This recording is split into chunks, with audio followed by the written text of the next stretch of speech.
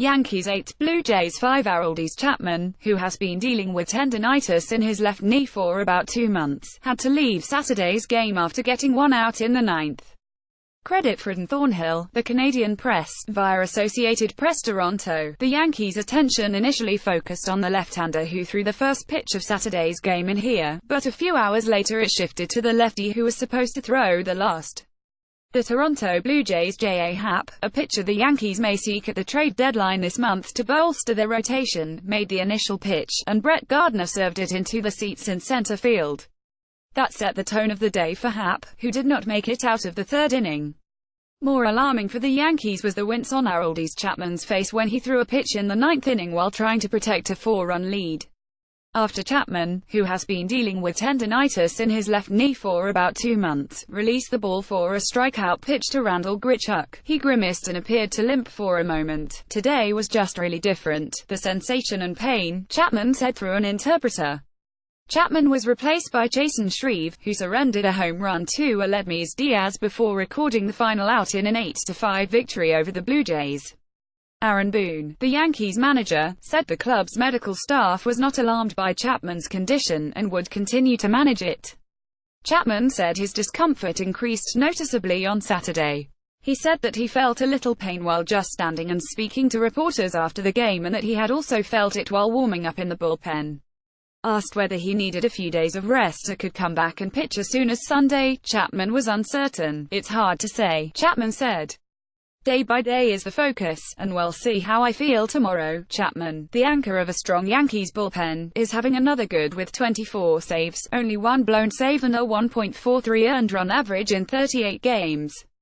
The Yankees also had minor concerns about Aaron Hicks, the streaking center fielder who was removed from the game in the 7th inning because of tightness in his left hamstring.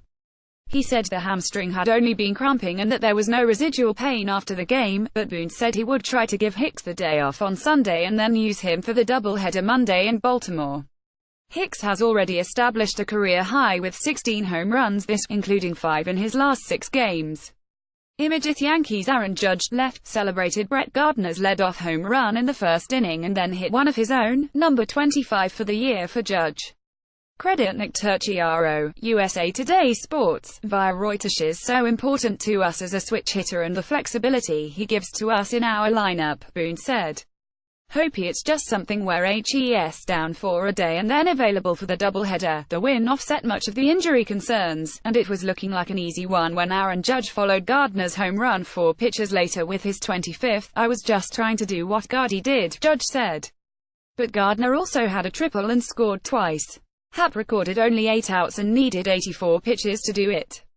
He surrendered 6 runs and 4 hits, and he issued 6 walks in his second consecutive poor outing.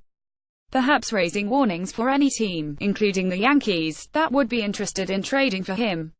But until a week ago, Happ was having a terrific. He was 10-3 with a 3.62 ERA after a win against the Houston Astros on June 25.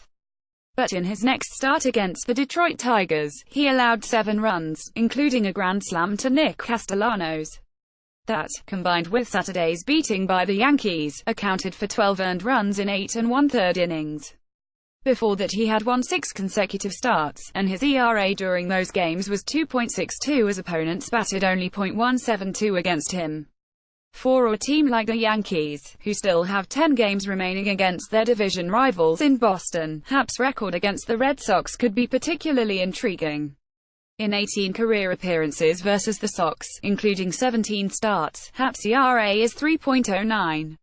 And Boston's batting average against him in those games is .224. Saturday was not a good game for starting pitching in general. Luis Severino allowed 3 runs and 5 hits while walking 2. But that was good enough for the win on a day when offense decided the outcome. Severino is 14-2 with a 2.12 ERA and is a leading candidate to start for the American League in the All-Star game. Boone supported that idea, but also sounded like a manager who had just seen his closer walk gingerly off the field. "I would like to see him start," Boone said of Severino, "and go 1 inning." Inside pitch Jonathan Loáisiga developed soreness in his right shoulder and is expected to visit Dr. Christopher Ahmed in New York on Monday, Aaron Boone said. Loisiger, who was demoted to Class AAA Scranton Wilkes-Barre after his start on July 2, had 2 good starts and 2 bad ones during his time with the Yankees. Boone said the right-hander had a magnetic resonance imaging test performed on the shoulder, which showed some inflammation. CC Sabathia was ejected from Saturday's game even though he was not playing. He was banished from the Yankees bench in the 3rd inning for arguing balls and strikes from the dugout. Blue Jays manager Don Gibbons was also ejected in that inning after exchanging words with the home plate umpire, Lance Barrett. A version of this article appears in print on page SP5 of the New York edition with the headline, "The Yankees pummel a potential trade target." Order reprint today's paper. Subscribe.